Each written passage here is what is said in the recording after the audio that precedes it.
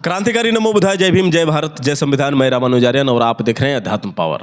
दोस्तों, रोहिणी घावरी, ये नाम सुनते ही आपके मन में एक ही सवाल खड़ा होता होगा कि ये रोहिणी घावरी फिर कौन सा नया आरोप लेकर आ गई। क्योंकि आप जानते हैं कि ये रोहिणी घावरी सिर्फ एक ही काम कर सकती है और वह इसका काम यह है कि चंद्रशेखर आज़ाद को बदनाम करना, चंद्रशेखर आज़ाद का पीछा नहीं छोड़ना। जब तक चंद्रशेखर आज़ाद पूरे समाज में जलील ना हो जाए तब तक मैं दम नहीं छोड़ूंगी। और यही लगातार प्रयास करती आई है, लेकिन अभी तक चंद्रशेखर आज़ाद को झुका नहीं पाई। क्योंकि चंद्रशेखर आज़ाद के पीछे करोड़ों उनके समर्थक और इसके पास सिर्फ केवल गोदी मीडिया के सहारे कूदती ये रोहिणी घावरी आज बैकफुट पर आ गई हैं। आपको बता दें कि चंद्रशेखर आज़ाद पर एक के बाद एक आरोप लगाते लगाते थक गई हैं रोहिणी घावरी। अब कहीं ना कहीं इनको लग रहा है कि स्विट्ज़रलैंड से बात नहीं बनने वाली, अब हमको फिर से भारत वापस आना पड़ेगा और ये भारत आकर अब केस लड़ेंगी। इन्होंने कल एक्स पोस्ट के जरिए भीम आर्मी चीफ चंद्रशेखर आज़ाद व उनके समर्थकों के खिलाफ इस रोहिणी घावरी ने एक्स पोस्ट के जरिए क्या लिखा था, ज़रा आप भी सुनिए। ये लिख रही है कि जो चक्रव्यूह तूने और तेरे साथियों ने मेरे खिलाफ रचा है। सोचिए क्या कह रही है ये, कि जो चक्रव्यूह तूने और तेरे साथियों ने, यानी जितने भी उनके समर्थक हैं, मेरे खिलाफ रचा है। मतलब इनके खिलाफ चक्रव्यूह रचा गया है। चक्रव्यूह रचने वाली खुद रोहिणी घावरी।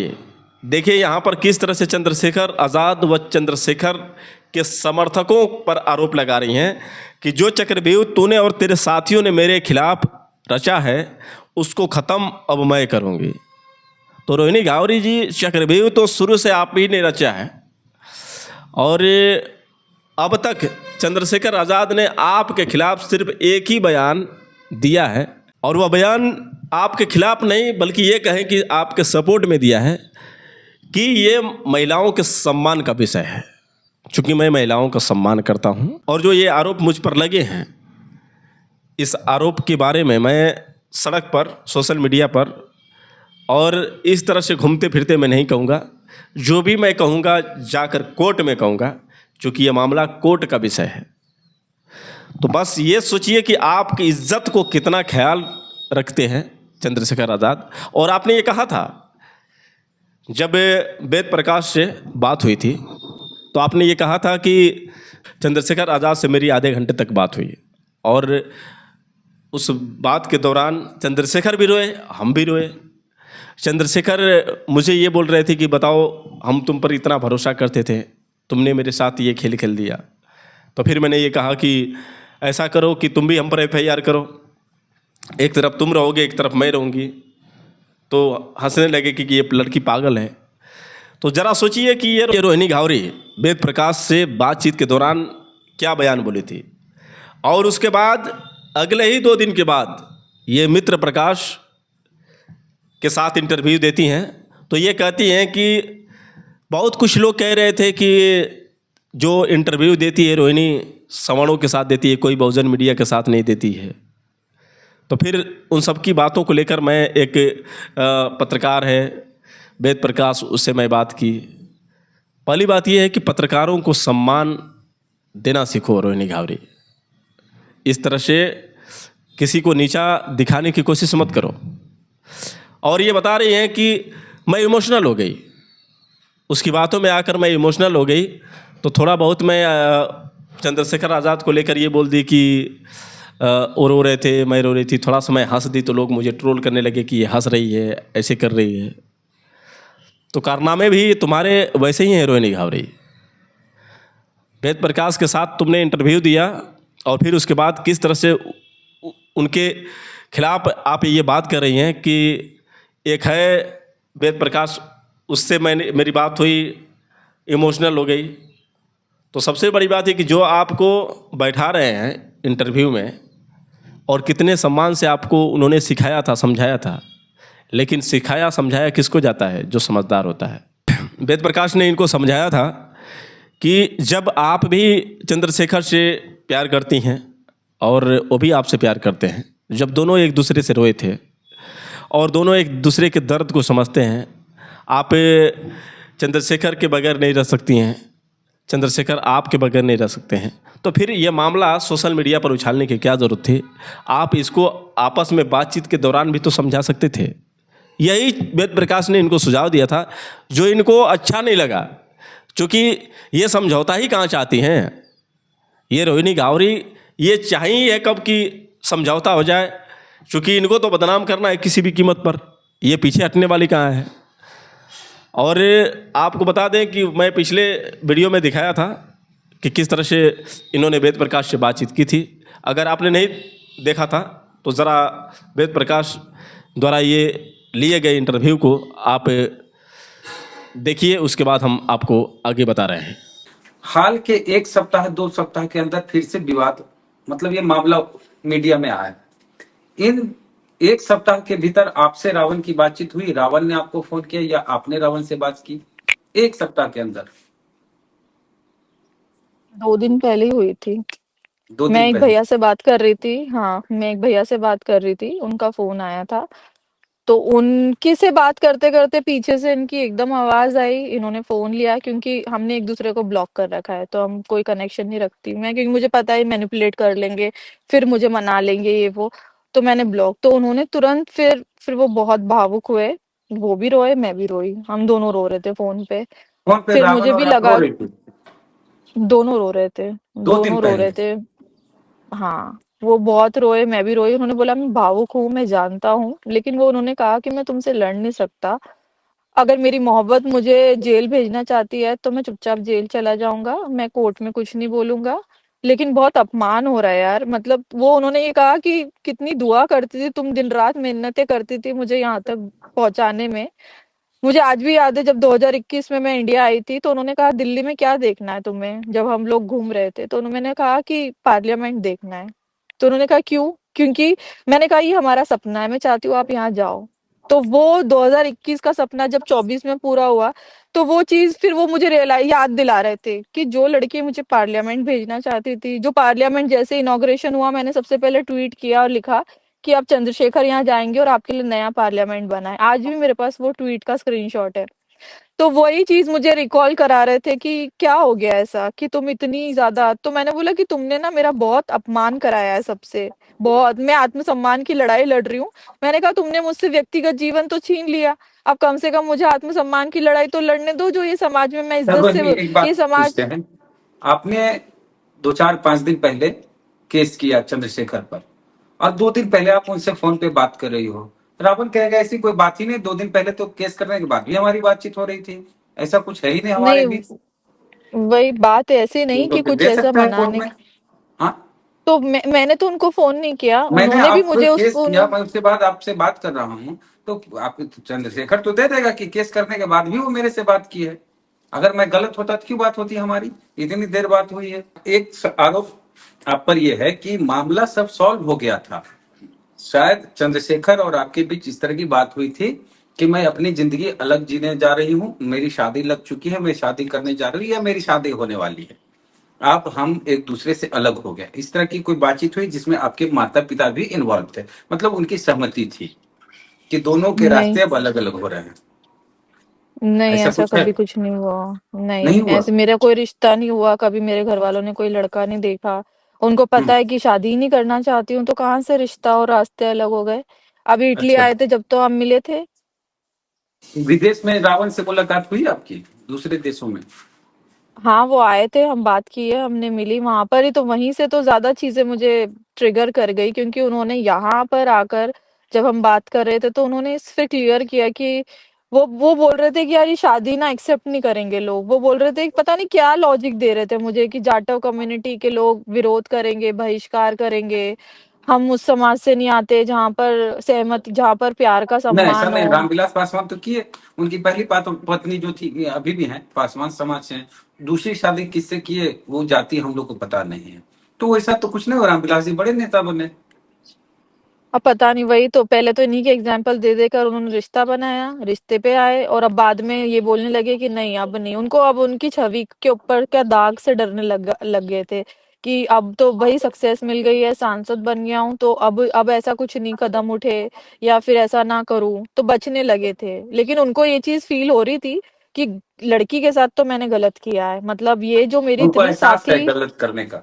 वो मुझे बोलते हैं कि तुम मेरी सोलमेट हो, तुमसे ज्यादा महाशक्ति मेरे जीवन में कोई हो ही नहीं सकती। जो तुमने मुझे जिस तरीके से जिस लेवल से लेकर यहाँ तक लाने में जो मेहनत की है, वो जानते हैं कि इंसानी तौर पे जब वो चुनाव हारे थे, वो तो चुनाव लड़ना भी नहीं चाहते थे नगीना से। ये चीज तो मैं पीछे लगी हुई थी कि नहीं नहीं एक मौका देना चाहिए। वो बोलते नहीं फिर जमानत जब्त होगी, कुछ होगा, ये होगा। ये 2 साल पहले की बात बता रही हूँ, जब हाँ हाँ, योगी जी के। हाँ। तो लोकसभा मैंने कहा चुनाव। था कि क्यों नहीं ट्राई कर सकते, हम कोशिश कर सकते हैं एक बार, क्या हो गया। तो फिर हमने जिद कर करके सीट फाइनल की। फिर उसके बाद में फिर हम लोगों ने ये तैयारी शुरू की। फिर स्टार्टिंग में तो ध्यान ही नहीं देते थे। मैं पूछती थी कि क्यों नहीं जाते हो नगीना, वहां पर टाइम दो, सब जगह ध्यान देते हो, वहां क्यों नहीं जा रहे हो। तो ये चीजें चलती रहती थी, बस ये हुआ। अच्छा, सॉल्यूशन पे अब आते हैं कि बहुत बातें हो गई। ये जानना चाहते हैं कि समाधान क्या है। आखिरी सवाल समाधान पे खत्म करेंगे हम। अब ये शादी समाधान समाधान तो है देखो, या जेल समाधान समाधान है? कोर्ट में तय होगा। अब ये समाधान मैं तो कोर्ट अभी में कुछ भी रावण बोले बोलने हैं कि की। मैं जवाब दूंगा आपके आरोपों पर। रावण कुछ मीडिया में बोले नहीं, तो बोले मैं कोर्ट में जवाब दूंगा। और आप कह रहे हैं कि कोर्ट में वो कुछ नहीं बोलेंगे। मुझे तो उन्होंने यही कहा। मैंने बोला कि कोर्ट में कुछ नहीं बोलोगे तो जेल जाओगे फिर। तो बोल रहे हाँ मेरी मोहब्बत मुझे जेल भेजेगी तो मैं जेल चला जाऊंगा, जेल जाने से डरता नहीं हूँ। फिर मैंने उनको कहा कि एक काम करो, आप मेरे ऊपर भी केस करो, मैं भी जेल जाऊंगी। यानी आप चाहती तो दोनों का अलग अलग वार्ड होगा, तो महिला वार्ड अलग होगा, पुरुष का अलग होगा। तो तो आप देख नहीं तो पाओगे, वो एक दूसरे से तो मिल नहीं पाओगे। वो एक फीलिंग हंसने लगे। आएगी कि मेरी, कि वो जो हवा बह के आ रही है रावण को टच करके मेरे पास आ रही है, उन नहीं हवाओं में नहीं, रावण की खुशबू है। वो वो भी कहेंगे हंसने कि इन लगे, बोल हवाओं रहे में रोहिणी की खुशबू है। दोनों प्रेम मोहब्बत आज भी करते हो और पूरी दुनिया नहीं। को मैंने जब उनको पागल ये कर दिया बोला, हो। हम्म। जो बोला मैंने उनको ये चीज कि आप ना मुझ पे आप भी केस करो, तो बोले क्या केस करूं। मैंने बोला कुछ भी केस करो, मुझे भी जेल जाना, मेरे को भी यहाँ बाहर नहीं रहना फालतू। तो उन्होंने कहा, फिर वो हंसने लगे, बोल रहे कि ये लड़की पागल है, मतलब मुझे रुला भी रही है, हंसा भी रही है। तो मैंने बोला क्या हो गया, मैं बुक बुक लिखूंगी जेल में जाके, क्या हो गया प्रॉब्लम, आप भी जाओ मैं भी जाऊंगी, क्या प्रॉब्लम है। तो पर दोनों मुझे तिहाड़ आपको जाना सबक चाहोगे कि एक बेऊर सबक जान एक, मतलब दोनों सबक एक ही जेल जाना चाहते हो या अलग अलग? मुझे नहीं पता, जहाँ कोर्ट भेज देंगे वहीं चले जाएंगे। मतलब समाधान दिखता नहीं है। और ये हमको जहां तक लगता है कि जितना विवाद हो रहा है, इस विवाद की जरूरत नहीं थी। समाज के जो प्रबुद्ध लोग होते हैं वो इसको सुलझा सकते थे, क्योंकि दोनों के दिल में, आपके दिल में तो प्रेम झलक रहा है, नो डाउट, है ना, रावण के लिए आज भी। और रावण के दिल में भी अगर है तो मामला को सुलझाया जा सकता है। तो दोस्तों आपने यहाँ पर कुछ प्रमुख बिंदु जो वेद प्रकाश से इन्होंने बातचीत की थी और किस तरह से ये इमोशनल हुई थी, किस तरह से ये बता रही थी कि चंद्रशेखर आज़ाद रोए, हम भी रोए। चंद्रशेखर आज़ाद जब कभी भी मुझसे बात करते थे कितना सपोर्ट करते थे, ये वो तरह तरह की जो बातें इन्होंने बताई। अब मैं आपको बता दूं कि ये एक्सपोस्ट के ज़रिए और क्या लिख रही हैं। जो चक्रव्यूह तूने और तेरे साथियों ने मेरे खिलाफ रचा है उसको ख़त्म अब मैं करूँगी। आगे लिखती हैं कि जितनी नीचता दिखानी थी कल तूने दिखा ली, अब देख मेरा तमाशा। देखिए जी, जितनी नीचता दिखानी थी, मतलब कि नीचता किसने दिखाई है? चंद्रशेखर आज़ाद ने दिखाई है। हर जगह एक के बाद एक आरोप ये लगा रही हैं और हर जगह सोशल मीडिया पर आकर चंद्रशेखर आज़ाद के खिलाफ तरह तरह की बातें। नीचता तो इन्होंने इतनी दिखाई है कि अगर दूसरी कोई होती महिला तो इन पर एफआईआर अब तक दर्ज कर दी होती, क्योंकि जिस तरह से ये रोहिणी घावरे चंद्रशेखर की मां पर आरोप लगाई, फिर उसके बाद चंद्रशेखर की पत्नी पर लगाई आरोप। पहले मां पर इस तरह से इन्होंने लगाया कि चंद्रशेखर की मां जब उनके घर कोई अतिथि आता था तो उनसे कहती थी कि मेरा बेटा विदेश जाएगा, उसे एक अच्छी लड़की मिली है, पढ़ी लिखी लड़की मिली है, या वही जाकर उसके साथ घर बसाएगा। लेकिन अब मुझे पता चला कि सब एक दूसरे से मिले हुए हैं। तो ये चंद्रशेखर की मां के साथ इन्होंने गंदा आरोप लगाया था। अब मैं आपको बता दूं कि जिस तरह से रोहिणी घावरी ने उनकी पत्नी पर आरोप लगाया, वो तो आप शायद पीछे मैंने आपको वीडियो में दिखाया था कि किस तरह से उनकी पत्नी को विषकन्या बोली थी, और यहाँ तक कि इन्होंने ये कहा था कि चंद्रशेखर आज़ाद ने न लव मैरिज, न कोर्ट मैरिज, न अरेंज मैरिज, बल्कि अपनी जो शादी है वो कॉन्ट्रैक्ट मैरिज के तहत किया है।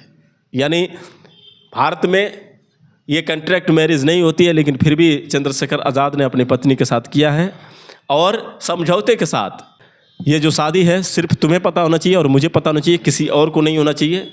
और वो चंद्रशेखर आज़ाद के घर में नहीं रहती है, बल्कि वो चंद्रशेखर आज़ाद के दिए गए पैसे द्वारा किसी और किराए मकान में रहती हैं।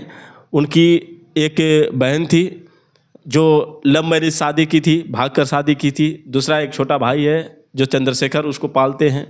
और फिर उसके बाद इस रोहिणी घावरी ने यह आरोप लगाया था कि चंद्रशेखर आज़ाद ये कहते थे कि वो बहुत दुष्ट है, उससे मेरी एक भी नहीं बनती है, और उसकी चले तो मेरी ज़िंदगी बर्बाद कर दे, तुम ही एक सहारा हो, तुम पर ही मुझे भरोसा है, तुम ही मेरी मदद कर सकती हो। तो तरह तरह के जो चंद्रशेखर आज़ाद की पत्नी पर ये आरोप लगाई थी। आपको बता दें, अगर ये बात चंद्रशेखर आज़ाद की पत्नी जाकर कोर्ट में कहें और इस तरह से जो ये गंदे आरोप लगाए हैं उन पर, तो फिर ये रोहिणी घावरी का क्या होगा, आप अंदाज़ा लगा सकते हैं। तो कुल मिलाकर जिस तरह से ये गिरती जा रही है और एक के बाद एक जो आरोप लगा रही है, पहले मैं बोल दिया हूँ कि ये लड़की पागल हो चुकी है और इसका दिमाग ख़राब हो चुका है। कहीं ना कहीं इसको हॉस्पिटल की ज़रूरत है, इसे किसी भी प्रकार के ऐसे अस्पताल में जाने की ज़रूरत है जहाँ पर इसके दिमाग को ठीक किया जाए। और मुझे पता है कि ये ऐसे लोग जो होते हैं ना, ये सनकी स्वभाव के होते हैं। इसे तो ये नहीं पता है कि मैं क्या कह रही हूँ, मैं क्यों कह रही हूँ, इसका रिज़ल्ट क्या होगा। बस ये कहें कि चंद्रशेखर आज़ाद जो इस पर मेहरबान है, चूँकि इसका सम्मान करते हैं, वरना उनकी जगह पर कोई और होता तो इसकी बैंड बजा देता। लेकिन खैर छोड़िए, चंद्रशेखर आज़ाद की ये महानता है, वो महिलाओं का सम्मान करते हैं, इसी वजह से इसको कुछ कह नहीं रहे हैं। लेकिन ये जो लड़की है, कहीं ना कहीं एक के बाद जो उन पर आरोप लगा रही है, कहीं ना कहीं ये पीछे हटने वाली नहीं है। और देखिए आगे क्या कह रही है, लिख रही है कि तुझे तेरी झूठी ताकत पर घमंड है, मुझे ईमानदारी और संविधान पर विश्वास है। देखिए यहाँ पर क्या लिख रही है, तुझे तेरी झूठी ताकत। तो रोहिणी घावरी जी, झूठी ताकत, कैसी झूठी ताकत? आपने अकेले उनको सांसद बनाया है क्या कि उनकी झूठी ताकत है? चंद्रशेखर आज़ाद को सांसद जनता ने बनाया है। और रही बात यह है कि उनके संघर्षों की, तो जानती होगी कि कितना संघर्ष करते हैं चंद्रशेखर आज़ाद समाज के लिए। ये तुम्हारे कहने से लोग नहीं मान जाएंगे। जो ये आप लिख रही हो कि मुझे ईमानदारी और संविधान पर विश्वास है, कहाँ की ईमानदारी है आपकी? कहीं आपको लगता है कि आप ईमानदार हैं? जितने आप मेरे वीडियो में खास तौर से कमेंट पढ़ें, कौन आपके सपोर्ट में है? एक भी कोई ऐसा कमेंट दिखा दो जैसे आपके साथ कोई खड़ा हो। आपके साथ सिर्फ गोदी मीडिया व बीजेपी के नेताओं के अलावा कोई आपके साथ खड़ा नहीं है। कहाँ पर आप हैं? और ये आगे बता रही हैं कि पूरा देश न्याय और सच्चाई के साथ खड़ा होगा, जल्द भारत आके लड़ाई लड़ूंगी। ये रोहिणी घावरी का कहना है कि पूरा देश सच्चाई के साथ खड़ा होगा, यानी ये सत्य है, बाकी चंद्रशेखर आज़ाद झूठ है। और ये जल्द वापस भारत आएंगी और फिर से भारत से ये लड़ाई लड़ेंगी। तो दोस्तों समझ सकते हैं आप कि ये रोहिणी घावरी का द्वारा 13 नहीं बल्कि चौथा, पांचवा, छठा, गिनती मत करो कैसा चरित्र है इनका। एक के बाद एक गिरगिट जैसे रंग बदलने वाली रोहिणी घावरी, जो लगातार चंद्रशेखर आज़ाद पर एक के बाद एक आरोप लगाती जा रही हैं।